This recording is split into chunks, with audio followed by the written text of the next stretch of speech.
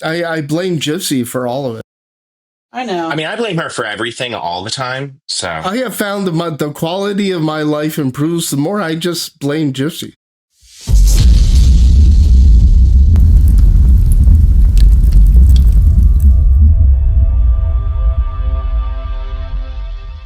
Hey, welcome to Clean and Sober Stoner. This is what we like to call the Three Doomigos. I love that, by the way, the Three Doomigos. We've got Mr. Blake Carrera representing, I don't even know what you represent. And of course, Jipsy. Gypsy's kind of refereeing this here thing, but I'll let her. Actually, what the hell are we doing, Blake? What do we do? What is it? okay, What do we? let's before we jump into all this, let's set the groundwork for what exactly we're doing.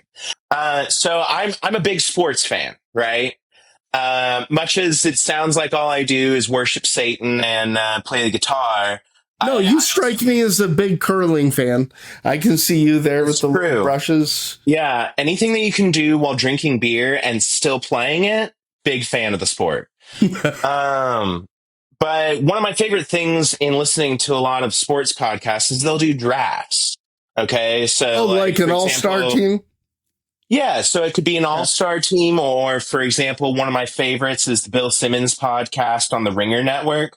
And they'll do, like, redrafts of, different drafts in the NBA history. Okay. So, like, something like that. Or a draft of the worst contracts in the NBA, for example. So what we're doing here is we are doing a draft of, I'm expecting a drum roll. That was the worst drum roll I've ever heard. I have a drummer here today. That's a lot better. We are going to draft each of our top 10 Black Sabbath songs. Okay, I can get behind that. I just have one problem with this. I don't believe you even know 10 Black Sabbath songs. I mean, I don't know them as well as someone as old as you. Okay. All right. Okay, and then Gypsy, you're what involved in this? Yeah, you're supposed to be refereeing us. That was foul. I need a flag. Look at the floor. Okay, here I have it now. Flag. All I can say about Black Sabbath is that was what I was listening to in the nursery as an infant. So it has informed my taste for the rest of my life because my dad hijacked my brain. I like your dad. I think that's what dads mostly do. Yeah, he's pretty bad. Yeah. So here's the stakes, right? So you come up with your 10. I come up with my 10. Gypsy is refereeing this thing, so if we get out of hand, she reins us in. Also, do you have something? It's more of a when. Do you have something to keep track of what we say? Yeah, like we are so prepared. I'm so glad we had a pre-production meeting. I can do that. Let me get something. I'll be right back. See, that's my way of throwing somebody else under the bus. I don't have anything. Even my dog. I was just going to. I have 20 songs here in order of my preference, and I was going to notate who chooses what. Okay. But you could pull out some bullshit that Tony Martin sang on, and then I'm just out of luck. Dude, Tony Martin era Black Sabbath has some really good shit. Yeah, especially if you have a perm and a Camaro in cherry red. From Iommi's Lita Ford stage. Mm-hmm. I'm no stranger to love. Who that was, what's his name from Deep Purple? Gosh darn it, the bass player. Glenn Hughes? Who? Glenn Hughes? Yeah, Glenn Hughes, No Stranger to Love from Seventh Star. I'm willing to bet there will be no Seventh Star songs on either one of our lists. Although I love that album. I mean, there are worse albums. Okay, while we're waiting, what is the worst Black Sabbath album in your opinion? I'm going to go with a tie between... What is the one? It's so bad that I always fucking forget its name. The one that's just Tony Iommi on the cover. Yeah, It's that's essentially 7 star. That's 7 star. 7 star, and I would say Mob Rules are probably my two least favorite. My God, you just lost. I mean, people are. For me, it's going to be Forbidden and 13, which was a piece of absolute. 13's rough. Rick Rubin's great. I cannot fault Rick Rubin for Slayer and who is it, the Black Crowes. But whenever he dips his toes into like real like traditional metal, it blows chunks. He just he doesn't have it. He just okay, so the stakes are high. The stakes are high on this. Whoever wins as a result of the poll. So folks on Instagram, folks on Facebook, and people on, of course, on the YouTube channel, what we're asking you to do is take part and just write in the comments who won this draft. Whoever wins the draft picks the next subject. Let's certainly hope you don't win then. We'll end up doing Dream Theater or something awful. Oh, thank you. I hadn't even thought of that. Dream Theater. I'm so right in the middle on the Dream Theater thing. I love some of it and hate some of it. Let's just do Dream Theater now. I own this thing, so I have you asked for it. I could just jam into my ear instead. Hey, that might get us viral. That might get us subs. Yeah. Okay. So the stakes are high. Whoever wins gets to choose. And of course, Jipsy isn't always going to be the referee here. You get to come in here. Actually, do you want to do a 3-way dance? How well do you know Sabbath? Me? Okay. So while I might not be able to recall specific album names, I've been listening to Sabbath since I was like 2 weeks old, and it is my comfort music. And I just always go to Black Sabbath. NIB is my favorite recording, probably. Oh, you're giving us hold on, Fal. You're Blake doesn't Blake when he looked up Black Sabbath songs on Wikipedia, that probably wasn't even there. What's Wikipedia? I'm sorry, my generation, we know how to go beyond Wikipedia. ChatGPT. Is that what you did? You went to ChatGPT? What are the most... Give me the best Black Sabbath songs, ChatGPT. According to Spotify? Not only just the best Black Sabbath song, but one of my favorite songs of all time is NIB. That opening bass, I think it's what did it. And, I heard all of this as an infant, and then in my upbringing, my dad kind of stepped away from that music for a while. So when when Primus re-recorded it, you guys remember that? Yeah, I do. All of a sudden, I remember hearing that on the radio, going, "I know this sound." And my dad goes, "Yeah, you do know that. I played that when you were an infant." And to me, it was just absolute comfort. Didn't Ugly Kid Joe do that too? Probably. I should definitely get Gen X points for remembering Ugly Kid Joe. Okay, so who goes first? You want to rock, paper, scissors? You can go first. You're letting me go first?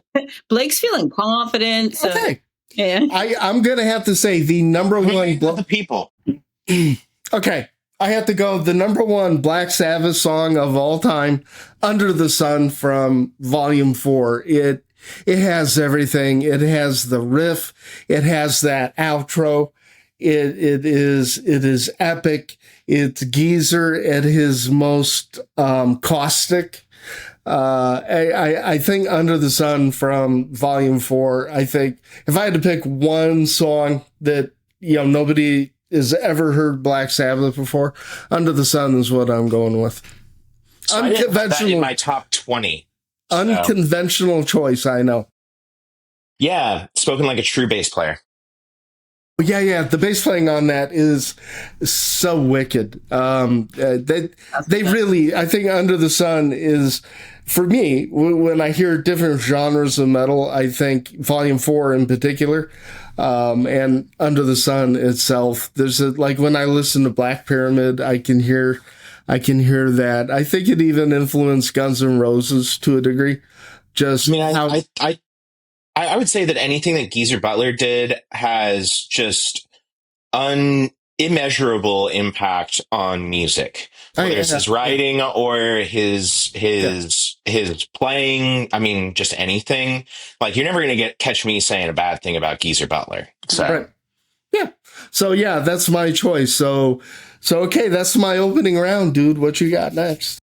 So I am going to go with, in my opinion, not just my favorite Black Sabbath song, but in my opinion, especially for our audience, perhaps the most important Black Sabbath song, and that would be "Children of the Grave." Okay.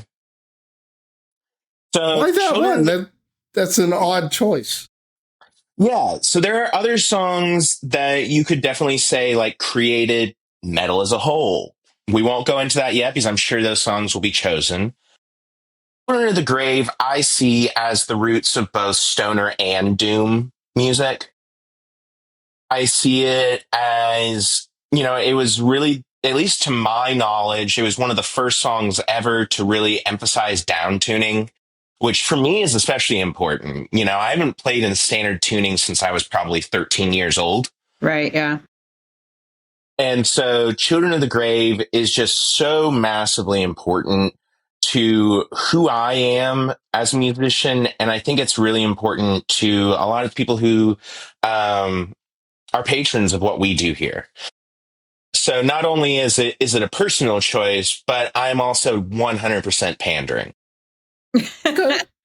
But that's fine. It's just what I'm worried about is I kind of agree with you here. I for a lot of reasons. I think a very young Steve Harris heard Children of the Grave and he heard that dun, dun, dun, dun, dun, dun, dun, dun, dun, and power metal. I think Children of the Grave, power metal. No, don't bring that bullshit into this. Oh, okay. It has its place. Power metal in a garbage can. Dude, the idea is to get subscribed. The idea is to you just slagged the whole audience. Yeah, no. I didn't slag the people who listen to it. I slagged the people who make it. You mean Man of War? Yes. Okay, but then you have a band. I want you to know how little I care about what Man of War thinks about what I say. I probably care even less. I respect your choice. This is an interesting moment. Well, I didn't expect this. I didn't. Okay.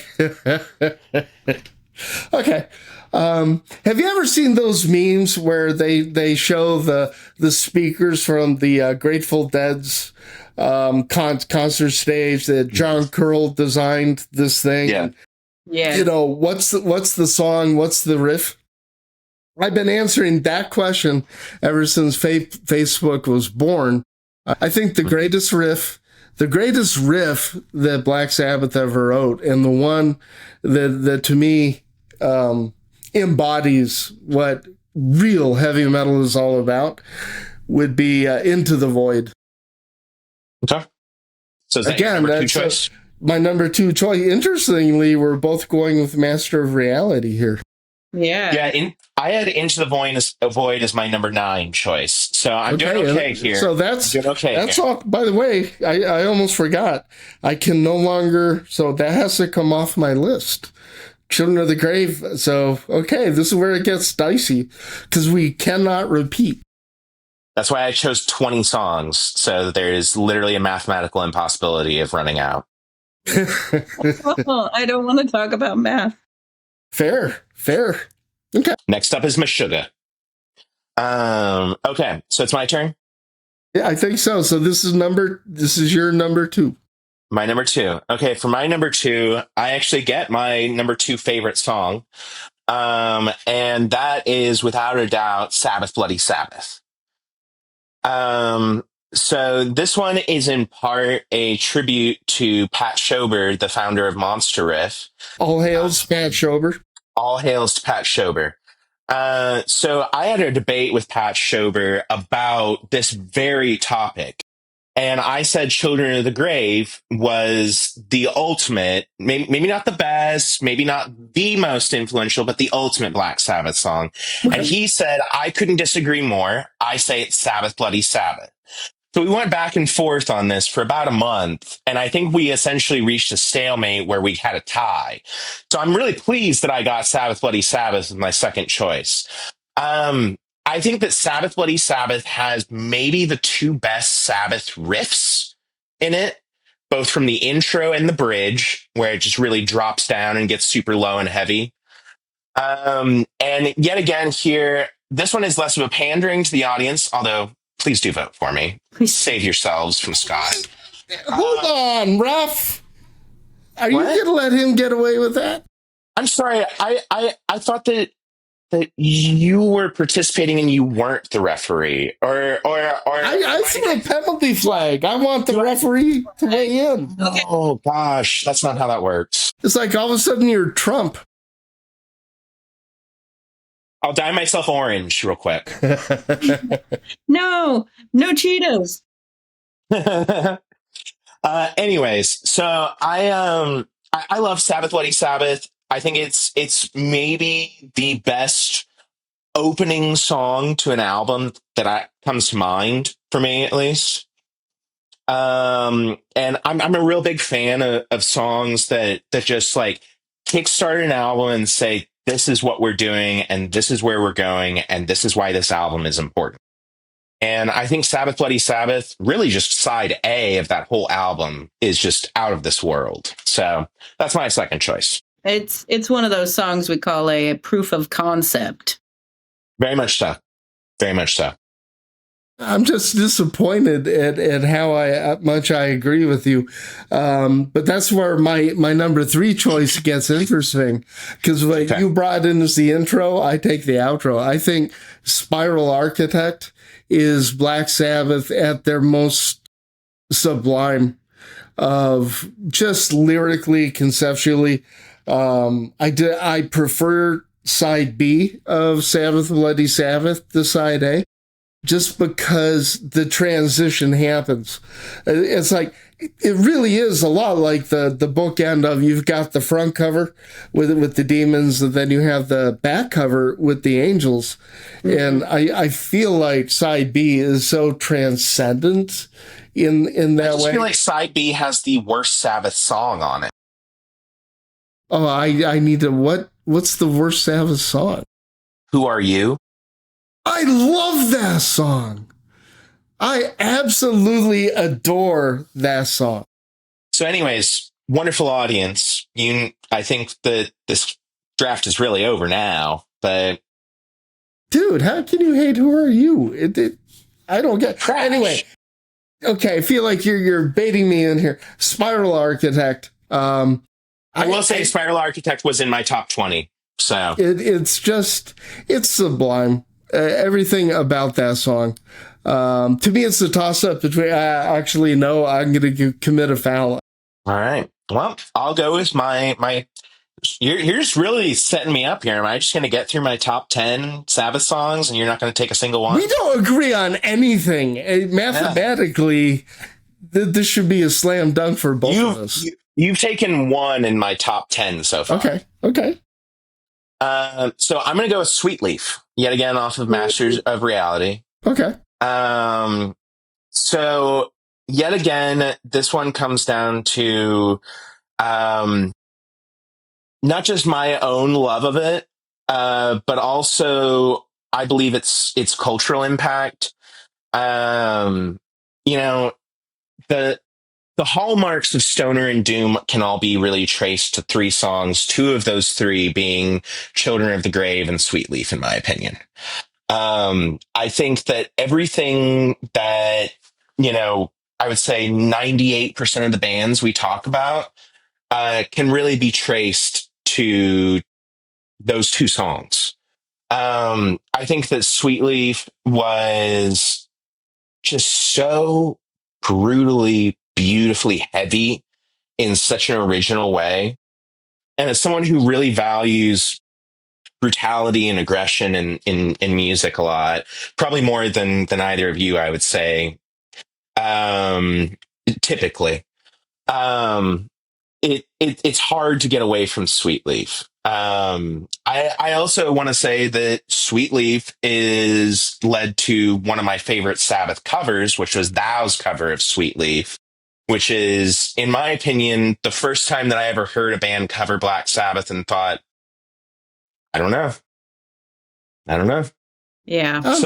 I think when Cannibal Corpse did Zero the Hero, I think that was that to me, that's the best Sabbath cover I've ever heard. I mean, my favorite is ABBA's cover of NIB. With you, dude. He's messing with me now.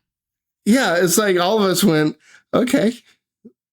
So now, now the viewership just dropped 20 points with that one. That's my goal here. Yes. Okay. Rise the boat. Yeah, I have to agree. This isn't in my top, the top ones, but I can't argue, I can't argue with it because Black Sabbath was able to do heavy without going extreme.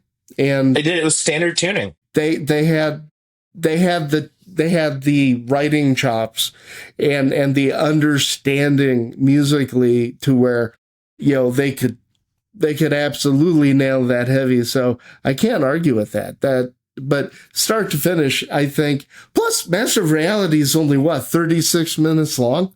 Something like that, yeah. So much history is in there. So I got to throw it to you on that. So far, I'm impressed with your top 10. I disagree. I don't, but I can't. Nothing in here is offensive. I think you've done well, young man. You've done well. I think we're seeing you guys are actually friends. No. Cut that shit out. No. You know what? I'm out. I'm done. I want no more of this bullshit. Simmer down. Okay. Number 4, I'm going to go a bit on a limb. I think the scariest I ever felt listening to Black Sabbath was how realistic, reality-based they were. Yeah. I think The Writ off of Sabotage is, again, apex Black Sabbath. And, I can't disagree with you. Being a child and having absolutely no clue what in the world The Writ was about. Text. And then finding out that it's about their court case. It's about what's going on with the management. And to me, it's chilling, and it still is chilling because Black Sabbath was able, they remind me a little bit of Ice Cube with NWA. He said he was a journalist. I think Black Sabbath were journalists. I think they were gonzo journalists. They were just reflecting life, after the first couple albums when they went into sci-fi and horror. And Sabotage, I think The Writ is just fucking amazing. Yeah, yet again, not in my top 20, but I respect the choice. Yeah, I like how you're talking about how it was frightening when you don't have the context as a child. It could mean anything. Yeah, and that bass, that boom, boom, boom, boom. It just, and coming on the heels of Am I Going Insane, it was perfect. Nothing to say on it. Very cool. Very great choice. Okay. Really respect the choice. What's your number 4? So I'm a little surprised this one's still on the board. I actually had this one as my number 5, but I'm going to move it up to number 4 just because I want to win this and take from your choice. Okay. So I'm going to go with the most important song in the history of metal, and that is Black Sabbath by Black Sabbath off of the album Black Sabbath. This is the song for metal, for heavy rock. It brings together so many of the things that I love in music.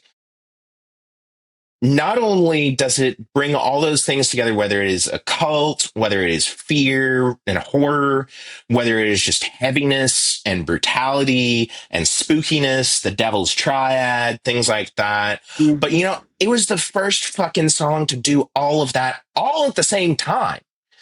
Like, if they had done one of those things, Black Sabbath by Black Sabbath off of Black Sabbath would be one of the most important songs of all time. But they did all of it. And so that's why I have to choose that one as my fourth song. It's a good sampler piece. It's you get a sampling of everything they can do. And honestly, they get extra points because they did it in standard tuning. Yeah. It sounds like something that should be written in like B standard or A standard or some kind of drop tuning of some kind. But no, it's on thin strings on E standard tuning. Right. That's a great point because they were extremely light strings that Iommi was using on it. Yeah, and they recorded the album in Mythology. It's One Day.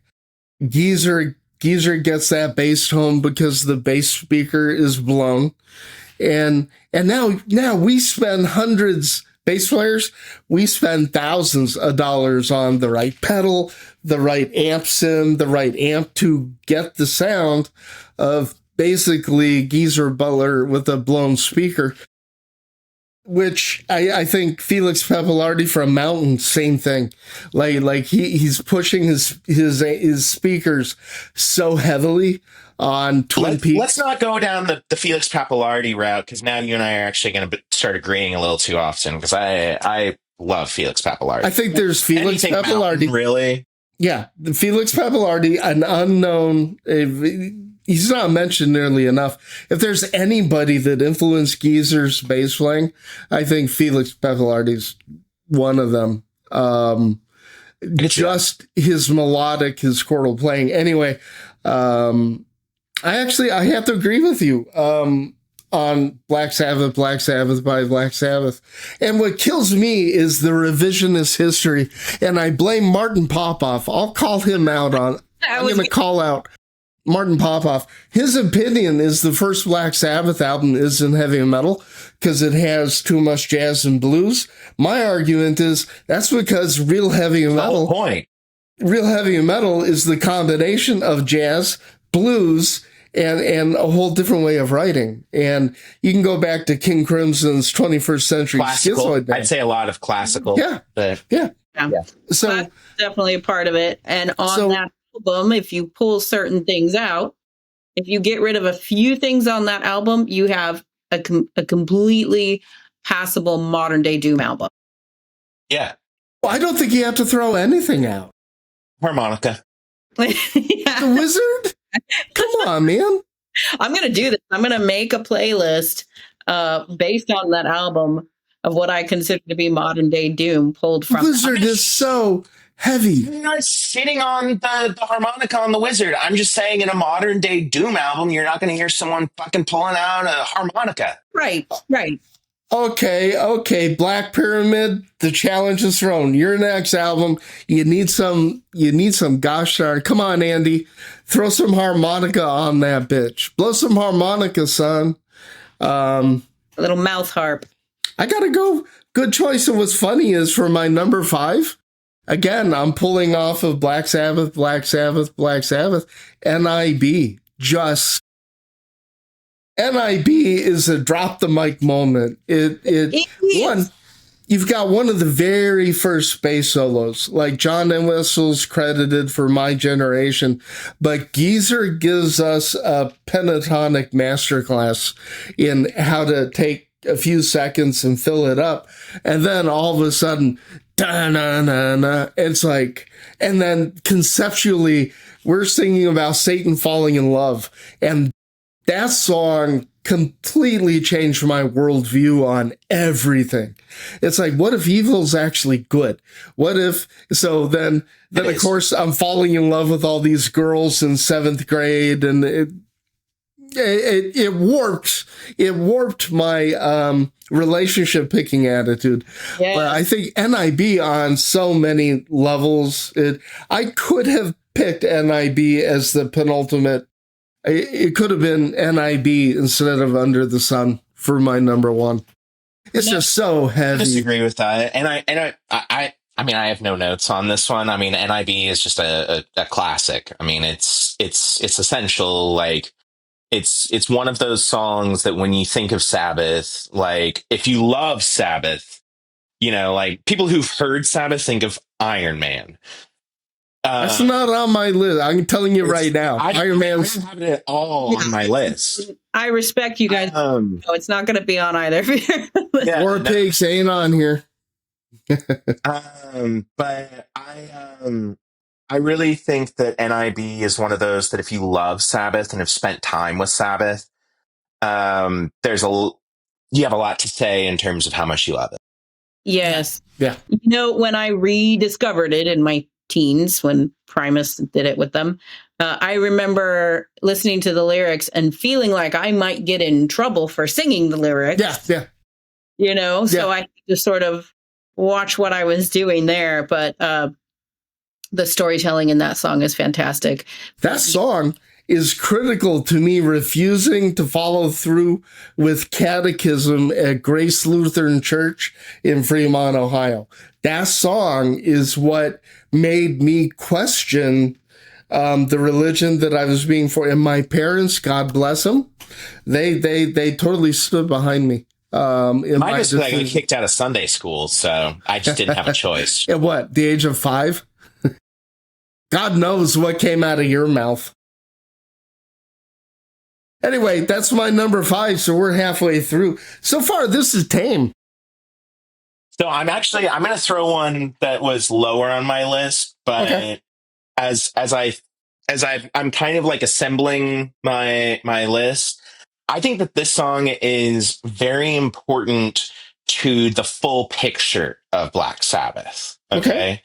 Because when you read like Tony Iommi's biography, I mean, he said this a million times. You don't have to read his relatively dry autobiography, but one of the most important things about Sabbath is the interplay of light and shade. Okay. So far I've done a lot of shade, right? Okay. I've got Children of the Grave. I've got Sabbath, Bloody Sabbath. I've got Sweet Leaf, and I've got Black Sabbath. These are just all brutally heavy, dark songs. My 5th choice is going to be Planet Caravan. Ooh. Okay. So the reason that I choose Planet Caravan is on a personal level, it really influenced a lot of things that I've done in music. But I really think that in terms of the light and shade dynamic that is so important to a Black Sabbath album as a whole, I think that Planet Caravan and Orchid are the 2 best examples of light. I actually prefer Orchid a little bit over Planet Caravan. I just don't think it has enough substance in order to bring it into this conversation fully. Planet Caravan has so much depth and so much originality and so much influence. I mean, think about what they're doing with that kind of like Leslie Phase effect on the vocals. Think about how many bands have imitated that. Guilty. I really do think that Planet Caravan is one of those hidden gems that maybe your average listener wouldn't know off the top of their head, but people who yet again love Black Sabbath are going to say, "Oh yeah, Planet Caravan, that song's awesome."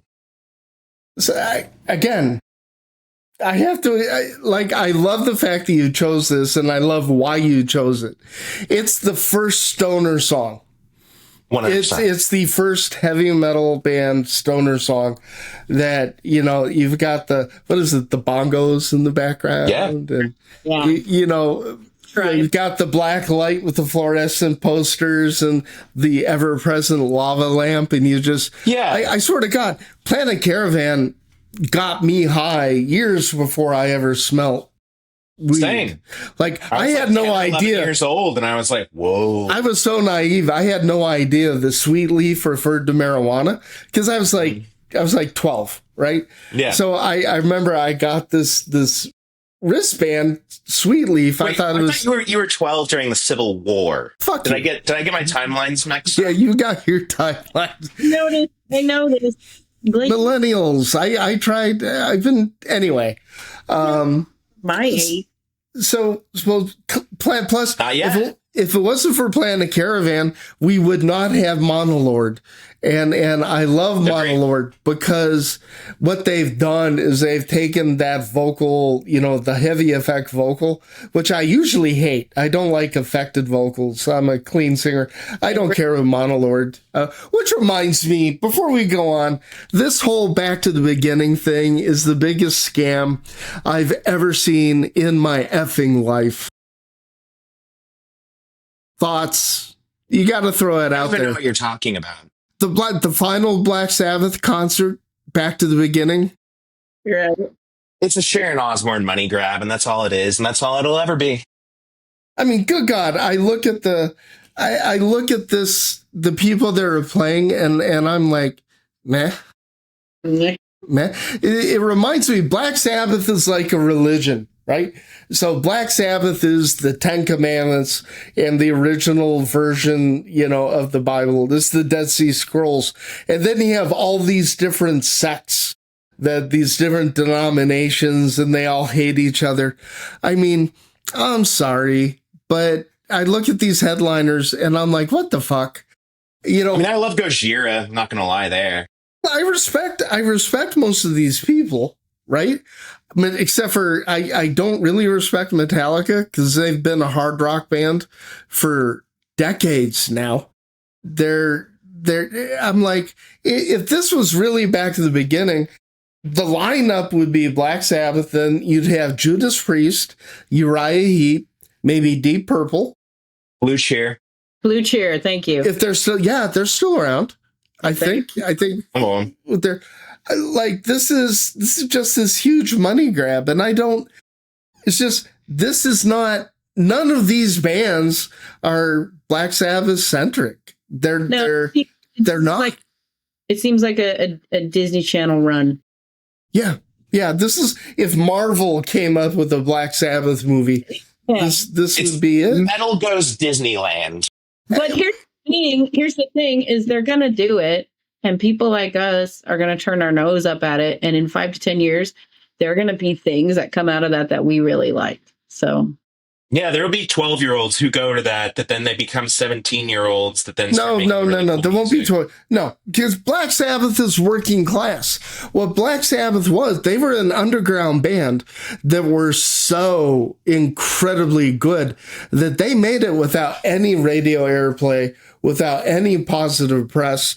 What Rolling Stone, Circus, and Cream wrote about Black Sabbath was horrific, right? Yeah, everybody. Your Bangs hate them. Yeah, at the beginning. Yeah, came around. I think he started to respect them eventually. He came around. He thought they were a gimmick. Yeah, they were just a gimmick, and back then the heaviest thing you had going on was Alice Cooper. Really, I'd say the Stooges, but okay. Well, okay, up in Ann Arbor, Michigan. This is a little bit before this, not much, but a little bit. And then he had Lou Reed with Metal Machine Music, which talk about anyway, my point is none of this is underground. None of this is the most, commercial, popular, check in the box list.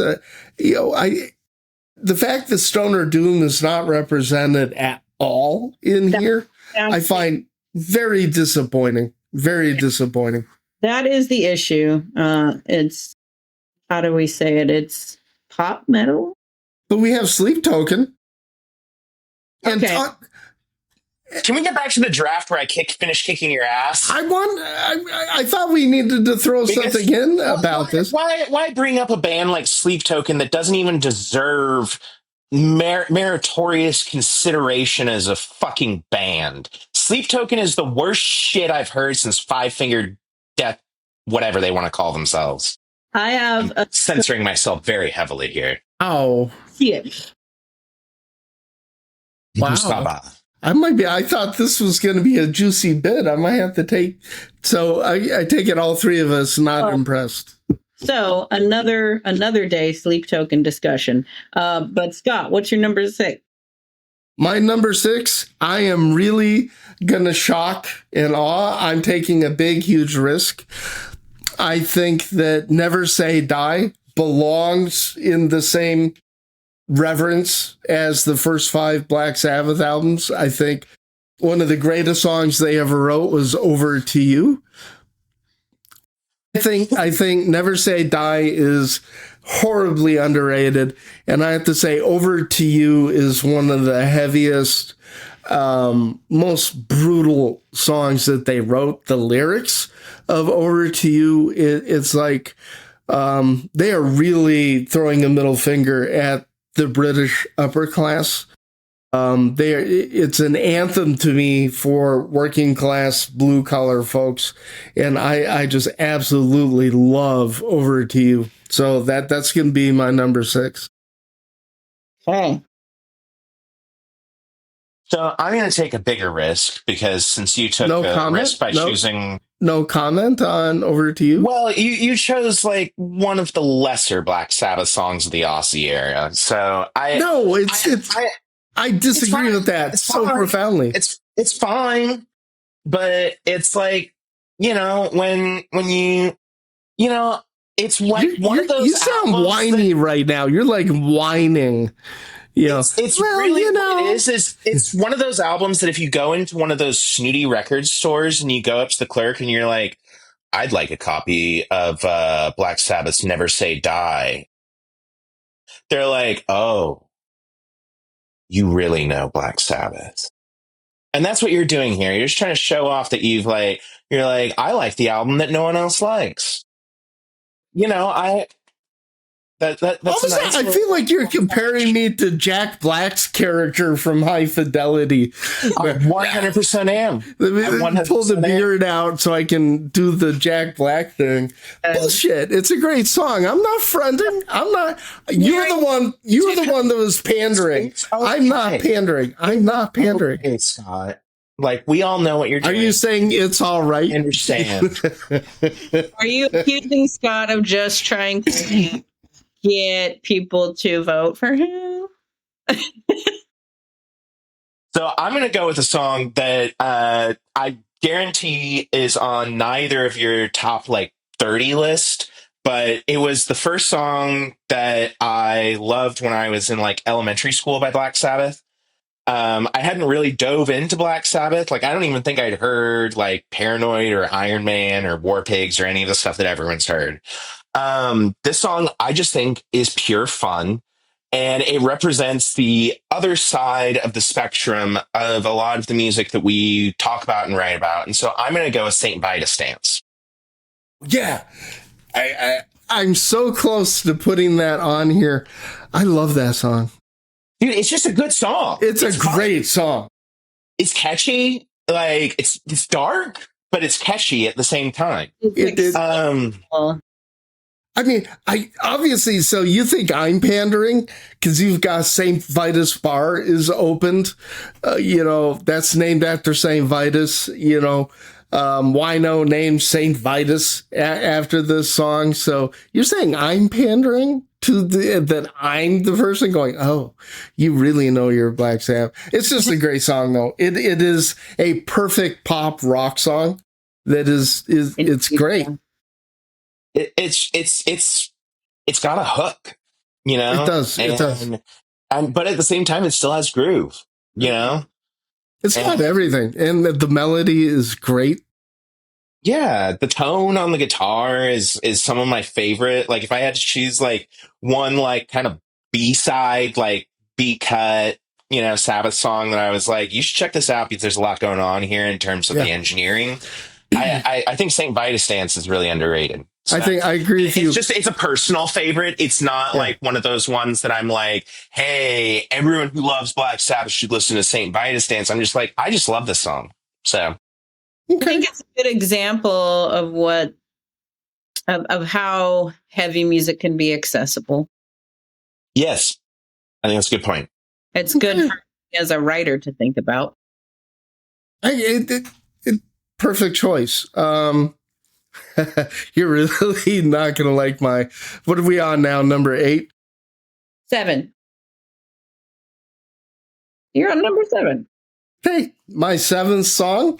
Again, because I'd like to be contrarian, Dirty Women off of Technical Ecstasy is That's just a harsh song when you realize what Ozzy is singing about, how realistic this is. And Tony Iommi is tearing it up on this song. Mm-hmm.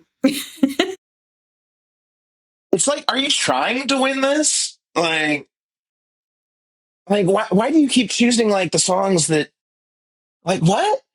Here's the difference between you and I. Goal. Here's your goal. Here's the difference between you and I. For the worst 10 songs. I lived this era. You're basing your opinion is like when you were like 8 or 9 and your older cousin said, "Ooh, that album sucks." So you go around going, "Ooh, that album sucks." You're going off of other people's opinion on this.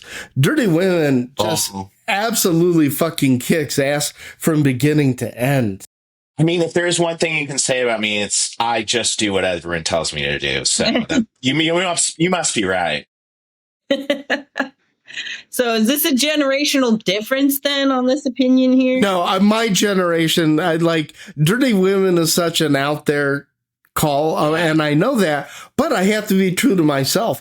I effing love that song. It was a tie between that and Gypsy, which I think is also like when I first heard Technical Ecstasy on headphones, right when that sucker came out, I was completely mesmerized and blown away by that. It's like all of a sudden I didn't understand the world, and it was time to start becoming an adult. And from No Moving Parts Stand Still to Dirty Women, there was just so many topics that Black Sabbath covered on this that they were formative, man. I know I'm not the only one. And Dirty Women, just the whole, I don't think I ever understood the point of prostitution or the fact that they would have a place. And it's so politically incorrect. I mean, you've got the disco era going on. We got to remember that's when this comes out. You got punk on one side, disco on the others. So they come out with Dirty Women, and I just love the production of it. I love the song. I'm happy for you. Fuck you. All right. So, I'm going to go with probably our first basic entry into the catalog. And I'm going to go with War Pigs. I knew it. I knew that was next. So the reason that I'm going with War Pigs is multifaceted, okay? I think that War Pigs sets a standard for the way that metal can be a conversation piece. I think it's some of Geezer's most thoughtful work. I'm not saying it's anywhere close to any of Geezer's best work, but it's kind of the entry into the outside world, into metal. Okay. You know, you get your first time that metal is like protest music, that metal has something important to say. And well, the way that I guess overtly, you know, there've been many covert examples, but the overt is, you know, that's important. And I'm not saying that all music necessarily needs to be political. In fact, I a lot of times prefer when my music isn't necessarily political. But I do enjoy the fact that Black Sabbath said, we're getting political and we want you to listen to this and we're going to make it pretty fucking obvious. And so I think that opens up a new wing in the mansion that is metal. And that's kind of what I'm doing with my roster of songs, is saying like, this leads to this, which leads to this, which leads to this. You know, the influence, the importance, the love for these songs. Like, I don't necessarily love War Pigs. I'd rather listen to Fairies Wear Boots. But I think that War Pigs is immeasurably important. Go on. I can't really argue with that. You know, in a lot of ways, War Pigs is a lazy choice. It's an obvious choice, but it's an honest choice. There's so much going on in that song. I disagree that it's political. So when I hear political, it's like one side or the other. And I don't think Black Sabbath ever fooled themselves that the left had their best interests in heart any more than the right. I think it was it was cultural in a lot of It's ways. social commentary, socio-political commentary, I guess I'd say. I think I think Black Sabbath always laid the blame on us and our choices. Yeah. Going back to Lord of this World again, we're choosing to do this. We choose the leaders. War Pigs was the end of the hippie era. That's for damn sure. There were protest songs. You had Jimi Hendrix. Black Sabbath. Thank you, Black Sabbath. Yeah, you had Jimi Hendrix doing a Machine Gun, and a lot of the '60s protests, except for Country Joe and the Fish, 1, 2, 3, 4. What are we fighting for, and all that? It was nice. It was cute, and all that. Black Sabbath just pulled no punches, and made this dark. It was also the first Black Sabbath song I ever heard. You're really gonna hate my next one. I'm sure it's going to have Dio or some trash like that on it. No, I don't have Dio on this one. So, just so I can keep track, I'm old. So this is number 8, right? Yep. I got to go with Disturbing the Priest off of Born Again with Ian Gillan. That song is the most blasphemous, so effing heavy, unremittingly. That's the most blasphemous song you've ever heard. No. You're not listening. You're too busy arguing against this. I think Disturbing the Priest. I just hear boomer talk and I just kind of go, I'll wait until my turn. Boomers hate this album. I don't know why you keep saying boomer. They hate this album. I think the whole album is grossly underrated. I will agree with you there. Grossly underrated. And I think Disturbing the Priest, they weren't hiding shit at this point. You've got the baby on the album cover, that is just so evil and satanic. And the fact you have Ian Gillan writing and singing religious commentary like Disturbing the Priest, I think is just epic. It's one of those moments in time. And again, a few gatekeepers said, "Ooh, this album sucks." So the sheeple hated the album. God, it was so dark, so heavy, in a way that the Ozzy era they never went this dark with Ozzy. It's a dark effing album. I'd say it's the best non-Ozzy involved Sabbath album, actually. That's my words, yeah. Okay. It's probably I'd probably put it at 7 or 8 in the Sabbath catalog. Okay. I'm surprised you're not offended. What's your number 8? Now I start going into my hipster picks. I think because I've already gone with Saint Vitus Dance and Planet Caravan, I'm going to go with a little bit more mainstream Sabbath, but still a respectable one, and that is song 1 off of Sabotage, which would be Hole in the Sky. God damn it.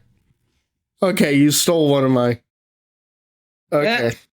So, damn it. I think that there's nothing that I can say that hasn't already been said about Hole in the Sky. It's a legendary song. It's not a War Pigs or something like that, but I just think that it kicks ass. Simple. It's one of those simple things where when I listen to Hole in the Sky, I think, wow, that song makes me want to punch a hole in the wall and scream and do amazing things also. It's destruction and creativity. There's a lot going on in Hole in the Sky. It's an album that I struggle with sometimes. I would say that I love deeply about half the songs. I like about a quarter, and I'm not a fan of about a quarter. Hole in the Sky, there's not much left to be said about that hasn't already been said, except for I don't see any problems with it. And that's one of the things that I love about a good Sabbath song is that when Sabbath nails it, They nail it like very few bands ever were able to. They do what they do. That song is just, it was my number. You stole my number 10. Oh, okay. Yeah, it's okay. I fill that gap with a quickness. All right. I'm sure you do. Number 9.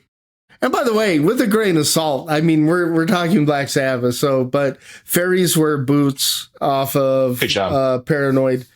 Just the jazzy vibe of the swing of that band. Just, I think it was Henry Rollins pointed out that there's no rhythm section ever that was able to turn on a dime the way Butler and Ward could. Bill Ward is at his absolute stunning fucking best on this album. The way he carries that swing, the way Iommi is effortless. Everything about that song is just so damn good.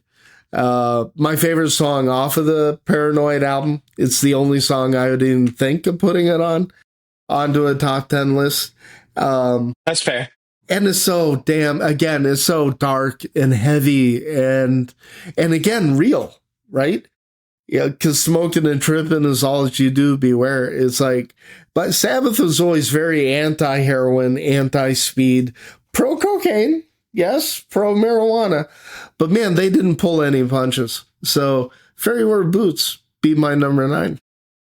I think it's a great choice. It was pretty high up there for me. I just kind of skipped around a little bit to pick some favorites, but I had Fairies Wear Boots. I think that was my number 12 on my list. Wow, look at that. So, we're pretty much unfortunately on the same page for that. So we're getting along disappointingly well. It's like, I'm about to screw it up. So we have to manufacture angst over each other's lists. All right. Well, okay. I'm at number 10, right? You're at number 9. Number 9. Okay, then I'm going to go with Wheel of Confusion. God damn it, you did it again. I literally just wrote that in as my... Damn it. See, damn it, Jim. I know what that means to you, Scott. I know the first conversation you and I had about that song. It's literally from beginning to end, it has no flaws. It has no flaws. No flaws. It is probably...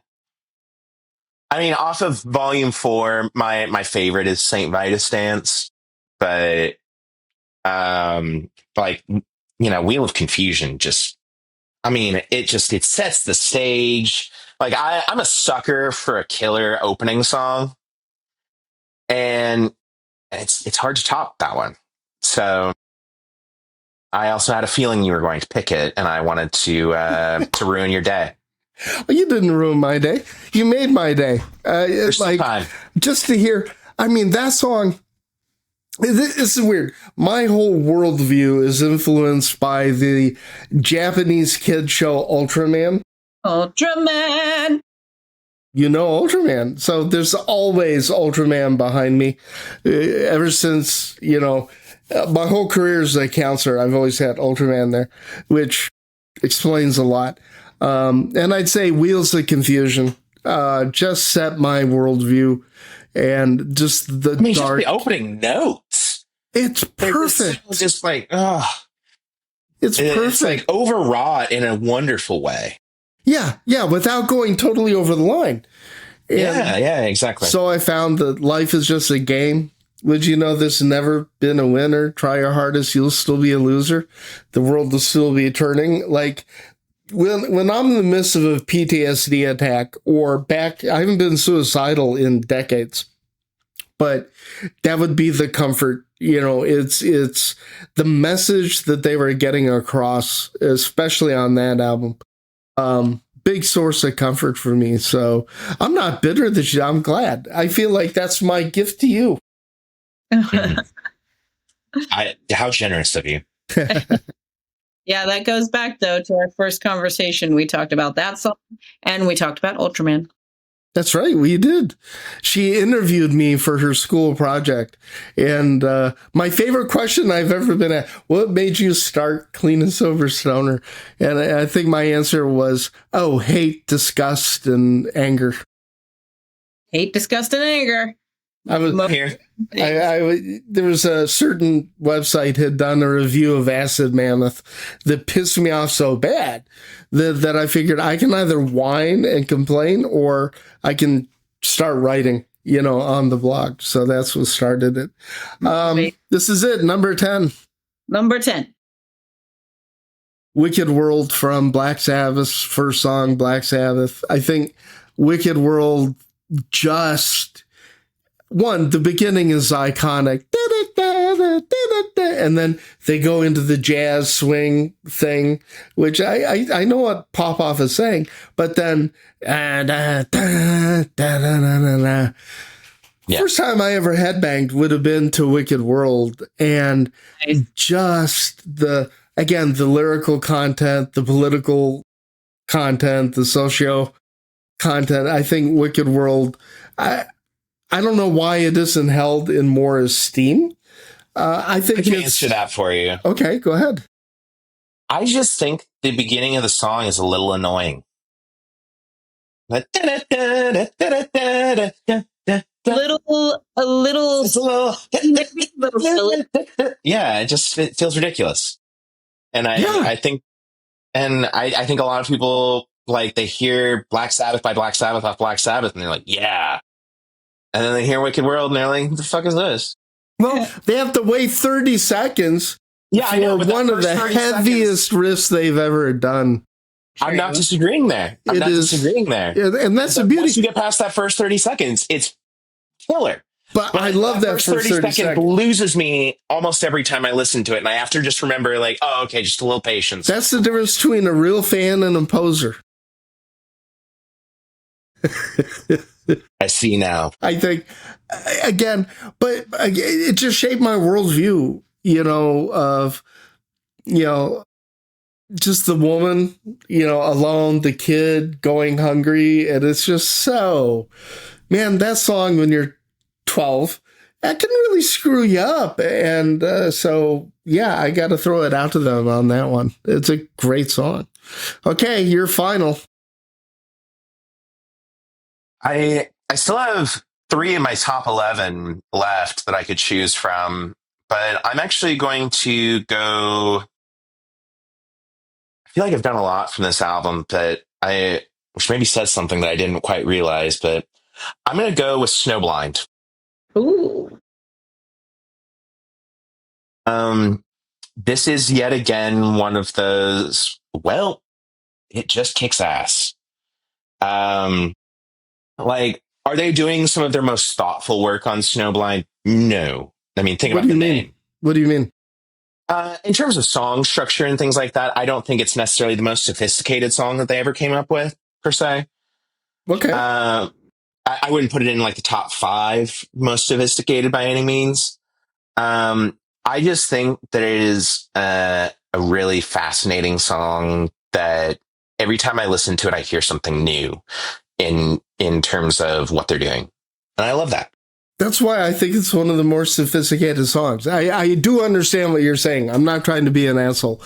It's just no. I know what you're saying. I know what you're saying, and I know what I'm saying. So. There's the thing, when Newbie Doomer, when I was introducing her to Stoner Doom and Desert Rock, and bands like 1000 Mods and Eternal Elysium. There's the song within the song element. And I totally agree with you here that Snowblind is so simple. What a simple riff. They didn't try too hard. It's so good. It's the anti-Dio era of Sabbath. Everything that they're doing in the Dio era, they're doing the opposite in Snowblind. And I think that's why I love it so much. That's an interesting perspective. I actually had, there's some Dio era I love, Sign of the Southern Cross is off of Mob Rules, and I off of Dehumanizer. And there's some Tony Martin era that I could comfortably have slipped in here. I'd rather listen to Tony Martin than Dio era. So You really don't like Dio era. Yes. the only work that Dio ever did that I enjoyed was Rainbow. Yeah. I can see your point. I find the Dio era a little Awful. The songs weren't that great. Like they had these throwaway songs that Very masturbatory. Yeah. it was. I can't disagree there. So, Gypsy, would you like to, since you kept track, start with Blake, list his top 10? If I can read my own writing, sure. All right, we've got Children of the Grave, Sabbath, Bloody Sabbath. Good choices. Good list. Really good. Sweet Leaf, Black Sabbath, Planet Caravan. This one, Saint. I didn't. His stance. Saint Vitus Dance. And then here's where it gets interesting. War Pigs, Hole in the Sky, Wheel of Confusion, and Snowblind. That's I know, yes, I want to win, right? But, and yes, I feel like you played it very safe. Yeah, I mean, I just didn't feel the need to be a hipster like you, so. Yeah, I am such a fucking hipster. There's never been a thing hip about me, man. Okay. And the reasoning that I went with so many of those songs is because of their impact on the bands that I love and on myself. So, yeah, you're coming at it very much from a musician's perspective. very much so. Okay, Scott, ready? Yeah, I would like to say I would say the same thing.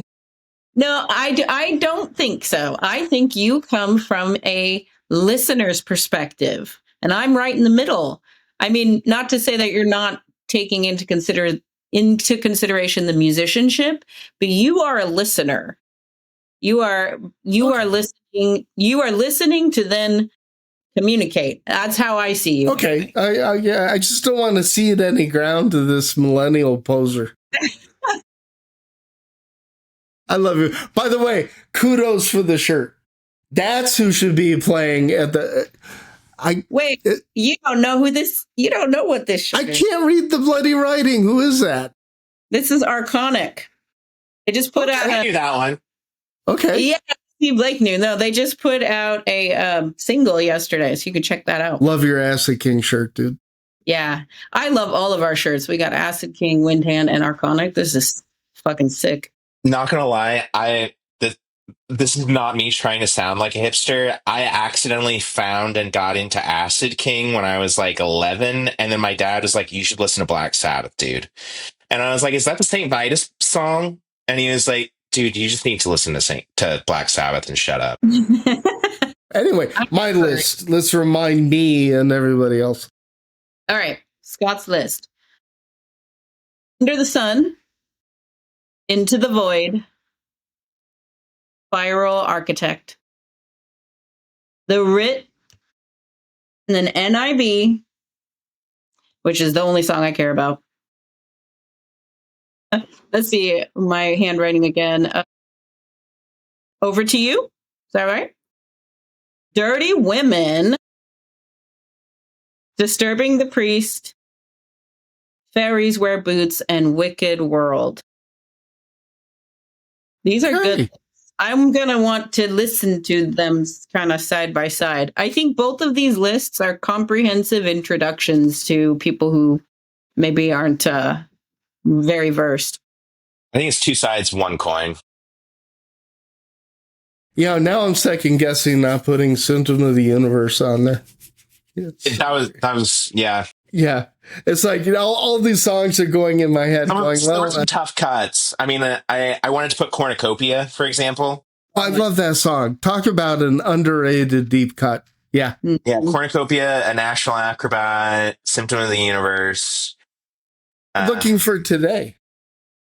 Yeah, there were a lot that were hard cuts for this. They were.